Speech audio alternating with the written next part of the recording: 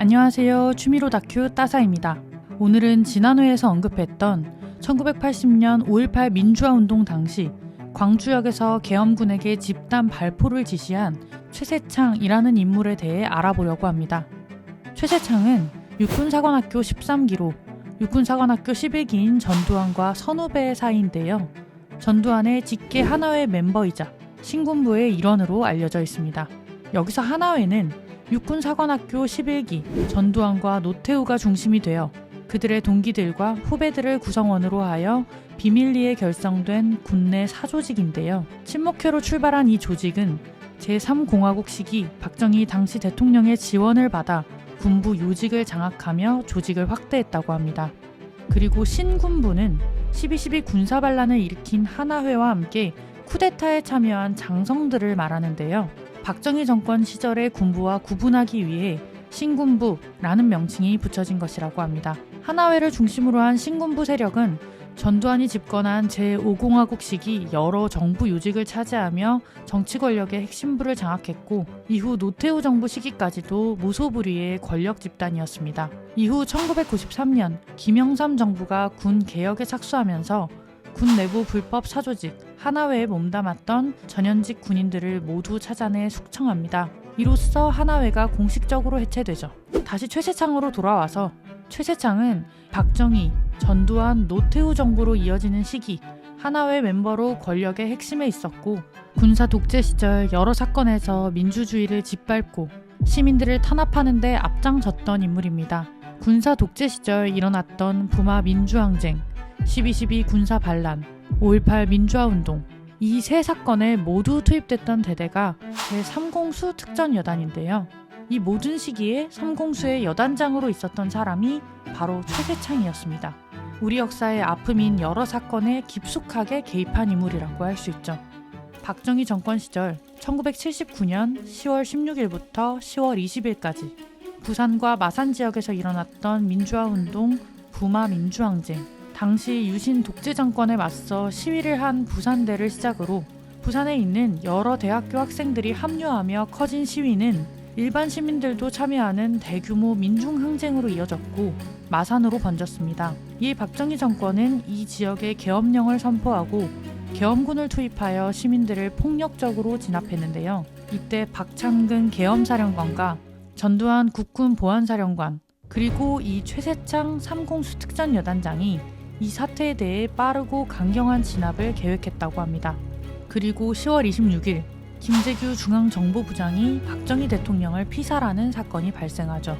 이후 전두환과 노태우를 중심으로 한 하나회 그리고 그 하나회를 중심으로 움직인 신군부가 1979년 12월 12일 일으킨 쿠데타 12.12 군사반란이 일어납니다. 여기에도 최세창과 제3공수가 등장합니다. 제3공수 특전여단은 육군 특수전사령부 소속인데요.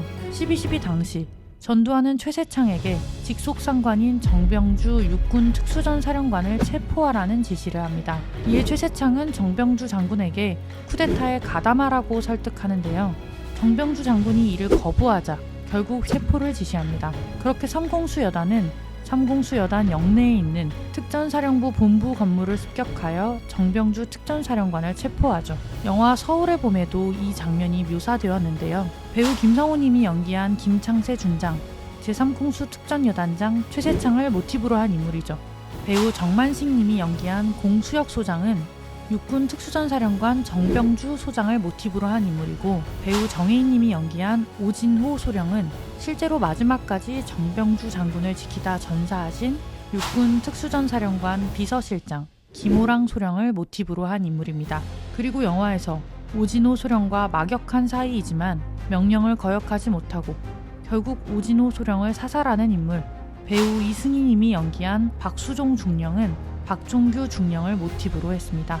그렇게 쿠데타로 정권을 장악한 전두환 신군부는 1980년 5월 광주 시민들을 향해 총을 겨누죠. 그리고 이곳에도 최세창과 제3공수가 투입됩니다.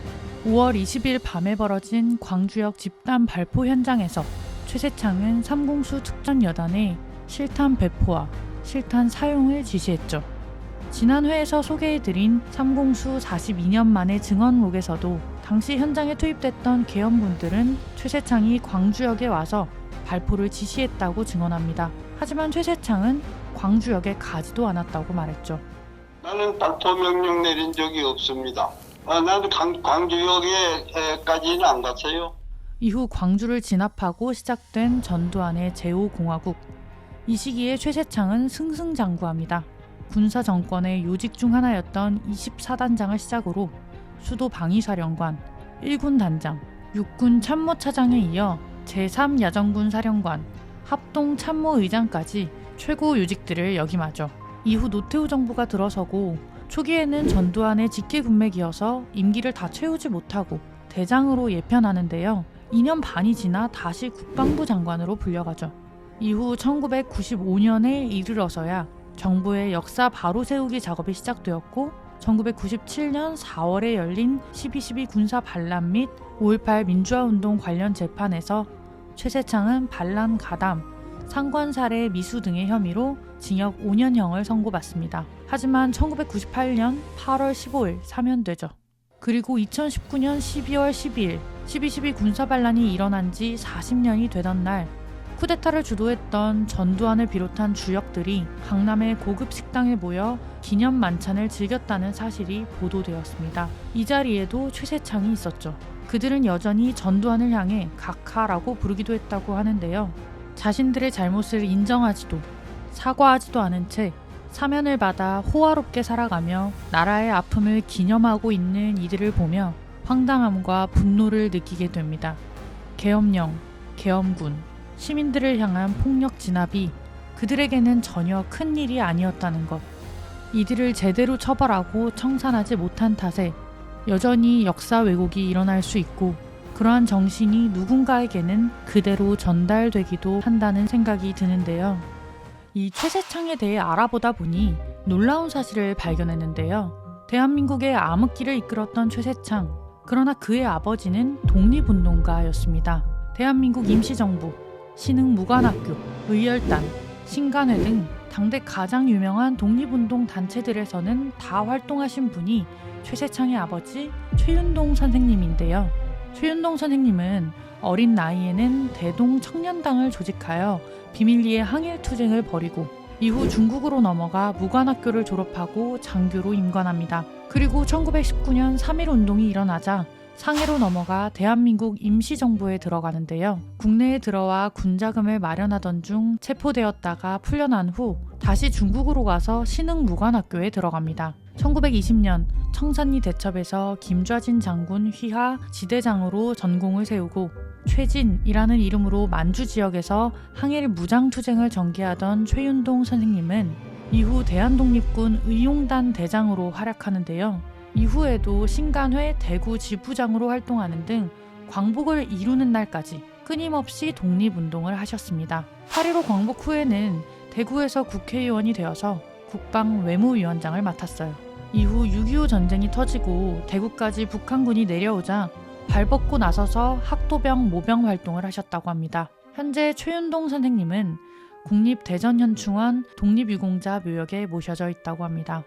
독립을 위해 군인이 되어 평생 나라를 지키다 돌아가신 아버지와 군사반란과 민주화운동에 군을 동원하여 군부독재의 핵심 인물이 된 아들, 앞서 소개해드렸던 국회의원 인유환과 함께 참 아이러니한 인물이라는 생각이 드네요. 오늘의 영상이 도움이 되셨다면 좋아요와 구독을 부탁드립니다. 다음번에도 좋은 다큐, 흥미로운 인물들과 함께 돌아오겠습니다.